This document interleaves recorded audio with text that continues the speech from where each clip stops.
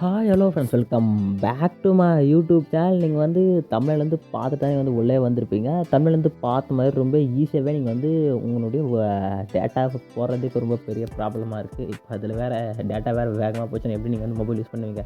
அதனால் எப்படி நீங்கள் வந்து யூடியூப்லேயும் சரி மற்ற ஆப்லேயும் சரி நீங்கள் வந்து எப்படி வந்து டேட்டா வந்து கம்மியாக வந்து யூஸ் பண்ணுற மாதிரி எப்படிங்க செட்டப் வந்து பண்ணுறோம் சொல்லிட்டு இந்த வீடியோவில் வந்து டீட்டெயிலாக வந்து நான் வந்து சொல்லியிருப்பேன்.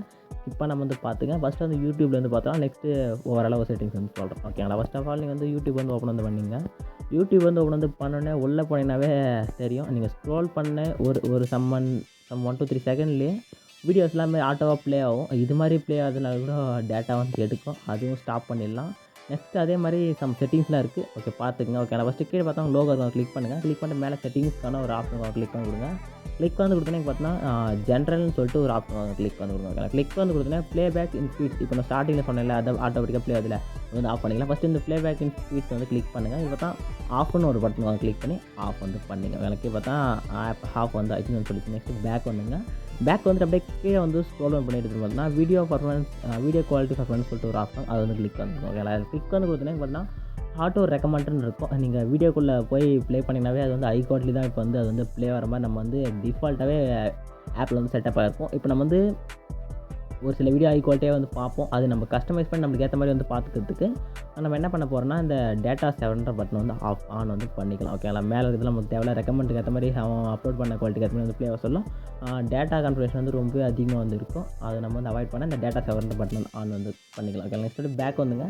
பேக் வந்து நெக்ஸ்ட்டு பார்த்தீங்கன்னா ஓவராலாக ஒரு டேட்டா சேவருக்கான ஒரு ஆப்ஷன் இருக்கும். அது வந்து இங்கே டேட்டா சேவிங் சொல்லிட்டு ஒரு ஆப்ஷன் கிளிக் வந்து கொடுங்க.